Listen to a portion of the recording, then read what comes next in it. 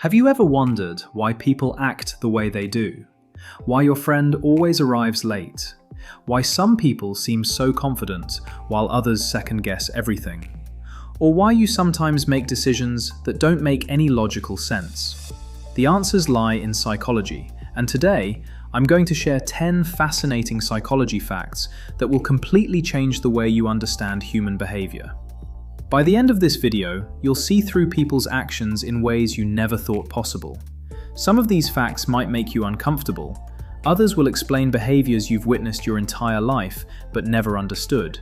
And at least one of them will make you question every social interaction you've ever had. So let's dive right in. Let's start with something that affects every single one of us: the spotlight effect. Here's the truth. You think people are paying way more attention to you than they actually are. Remember that time you wore mismatched socks to work? Or when you accidentally said something awkward at a party? You probably replayed it in your mind for days, convinced everyone noticed and was judging you. But here's what psychology research shows. People are so consumed with their own lives, their own insecurities, and their own problems that they barely register your mistakes. In a famous study, researchers asked participants to wear embarrassing t-shirts and then estimated how many people would notice.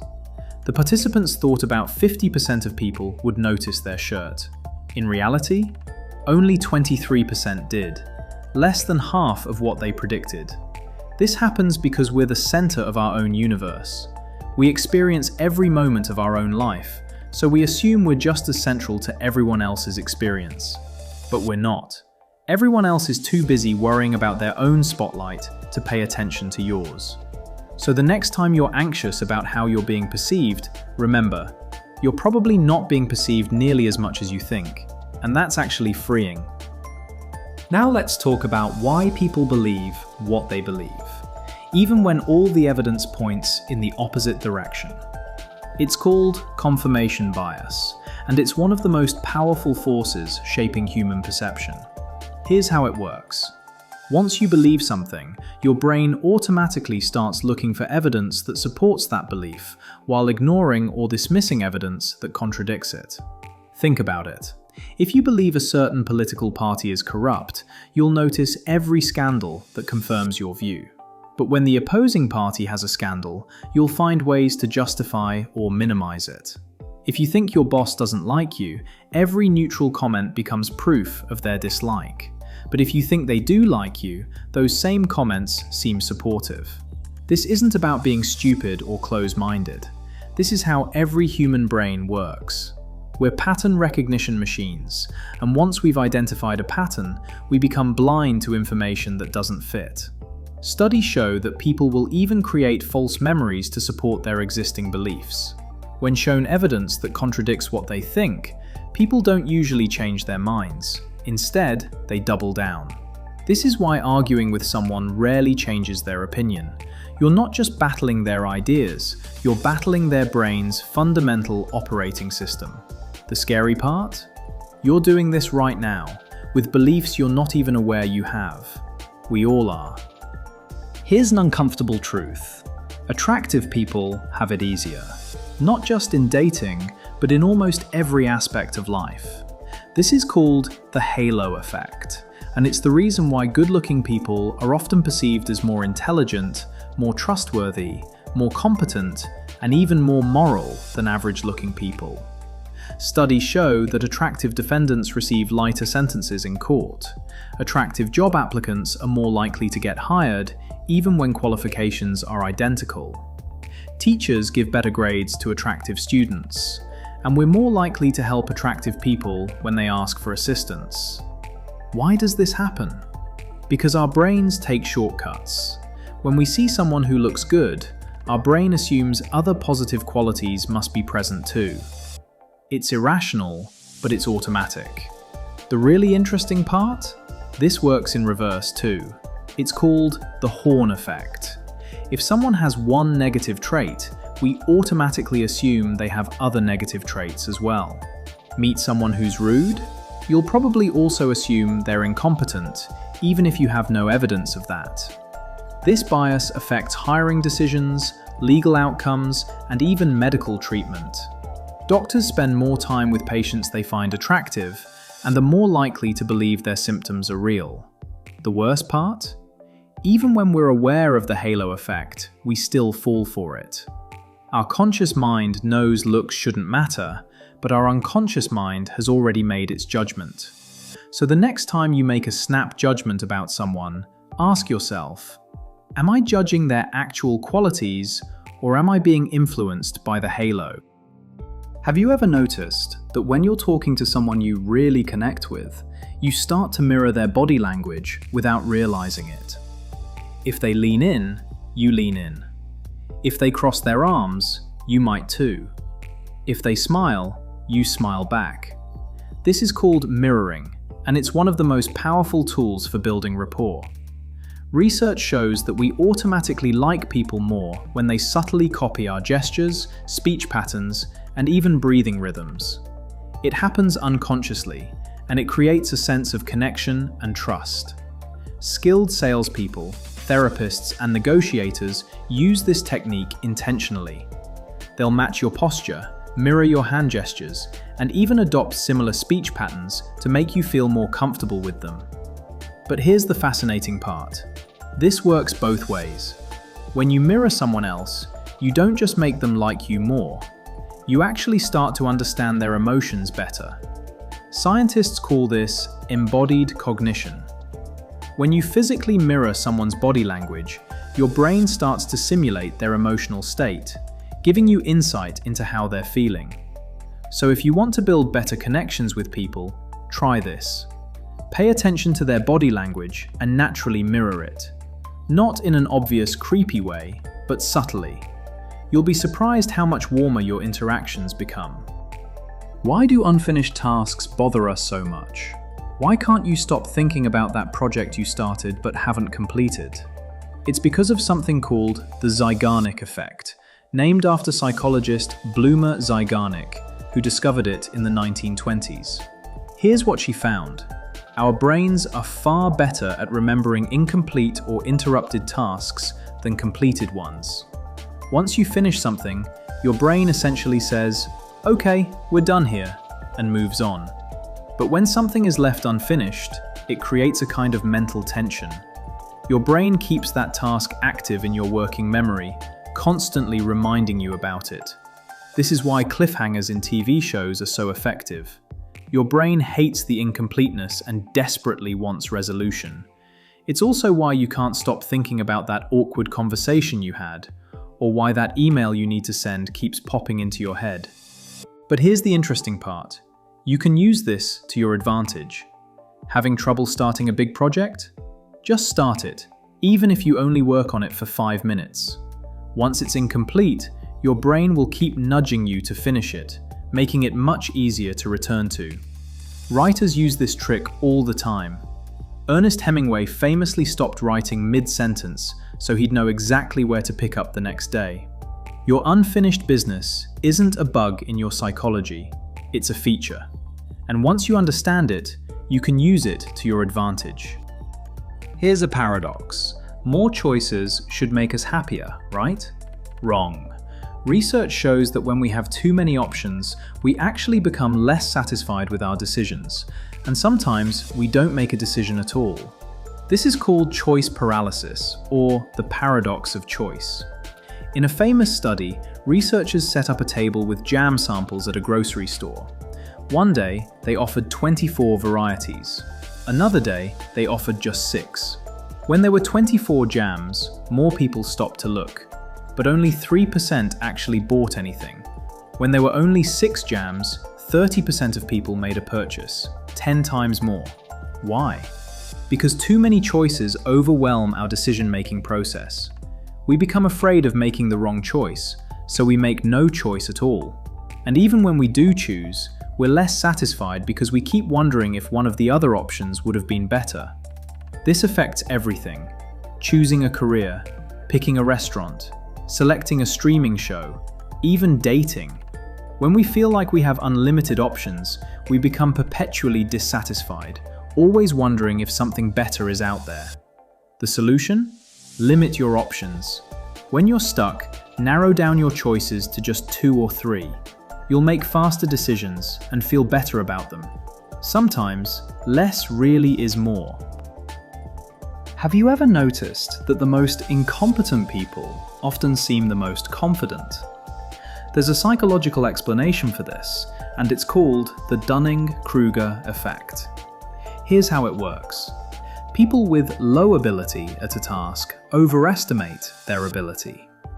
Meanwhile, experts tend to underestimate theirs. Why? Because when you don't know much about something, you don't know enough to realize how much you don't know. You're ignorant of your own ignorance.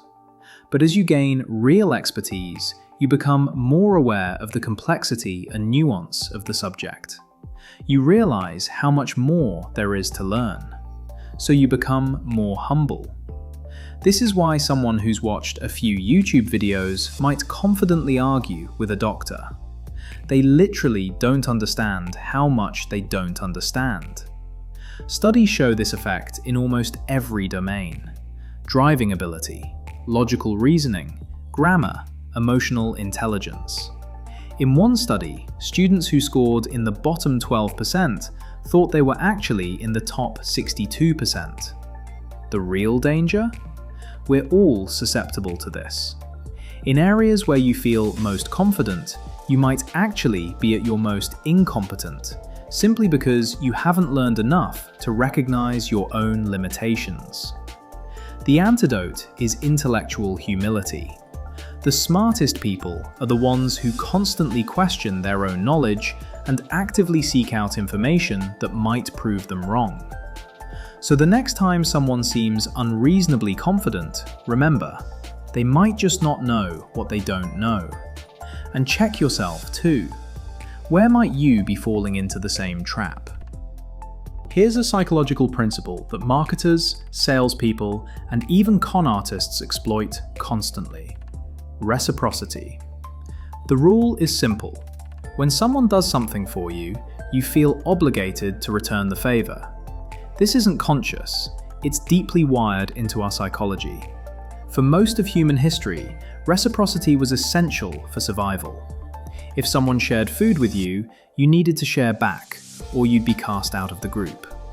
Today, this instinct is still incredibly strong, and people use it to influence your behavior. Ever notice how charities send you free address labels before asking for a donation? That's reciprocity. They've given you something, and now you feel guilty not giving back. Free samples at the grocery store? Reciprocity. You're more likely to buy after you've tried it for free.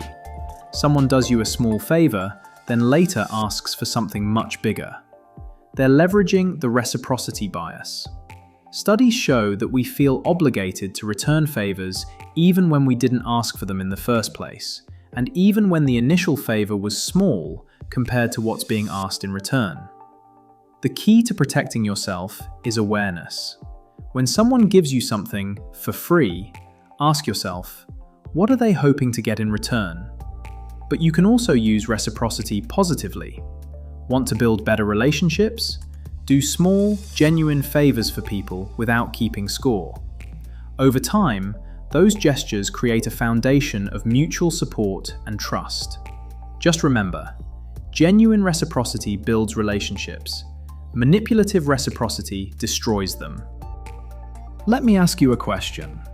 Is the population of Turkey more or less than 35 million? Now, what do you think the actual population is? Whatever number you just thought of was probably influenced by the 35 million I mentioned. That's called anchoring, and it's one of the most powerful cognitive biases in decision-making. Here's the principle. The first number you hear in any situation becomes an anchor that influences all your subsequent judgments, even when that first number is completely arbitrary. In studies, researchers asked people to spin a wheel of fortune that landed on random numbers. Then they asked, what percentage of African nations are in the United Nations? People who spun a 10 guessed around 25%. People who spun a 65 guessed around 45%. A completely random number influenced their estimates. This affects everything. In salary negotiations, whoever mentions a number first sets the anchor. In real estate, the listing price becomes the anchor, even if it's wildly inflated. In court, the prosecutor's sentencing recommendation becomes the anchor for the judge. Retailers use this constantly. Ever seen a "was $299, now $149" tag? The $299 is the anchor. It makes $149 seem like an amazing deal, even if the item was never actually worth $299. The scary part? Even when people are warned about anchoring, it still affects their judgments. The defense? Be aware of it. When you see a number, ask yourself, is this number influencing my thinking? And always try to establish your own reference points before you hear anyone else's numbers. By the way, Turkey's population is actually over 85 million, much higher than the anchor I gave you. Here's our final fact, and it's one of the most disturbing in all of psychology. When someone needs help, they're less likely to receive it if there are more people around. This is called the bystander effect, and it completely contradicts what we'd expect. You'd think more people means more chance someone will help, right? Wrong. In a famous study, researchers staged a fake emergency where someone appeared to be having a seizure. When there was only one other person present, they helped 85% of the time. But when there were 4 other people present, they only helped 31% of the time. Why? Because of diffusion of responsibility. When we're alone, we know that if we don't help, no one will. But in a crowd, we assume someone else will take care of it. Everyone thinks this, so no one acts. There's also social proof at play. If no one else is reacting, we assume the situation must not be that serious. This has real-world consequences. People have died in public places while dozens of people walked by, each assuming someone else would help or that it wasn't really an emergency. So, what do you do if you need help? Don't yell, "Someone help me!" Instead, point at a specific person and say, "You in the red jacket, call 911. You've just eliminated the diffusion of responsibility. And if you see someone who might need help, don't assume someone else will handle it. Be the person who acts. Understanding the bystander effect doesn't just explain human behavior, it can literally save lives. So there you have it. 10 psychology facts that reveal the hidden forces shaping human behavior every single day. From the spotlight effect, making you overestimate how much people notice you, to the bystander effect, explaining why crowds don't help. These psychological principles are operating in your life right now, influencing decisions you think are completely rational. The question is, now that you know about them, will you start seeing them everywhere? I guarantee you will. Which of these facts surprised you the most? Let me know in the comments below. And if you want to dive deeper into the hidden mechanisms of the human mind, hit that subscribe button. Because here at Deep Mind Theory, we're just getting started. Thanks for watching, and I'll see you in the next video.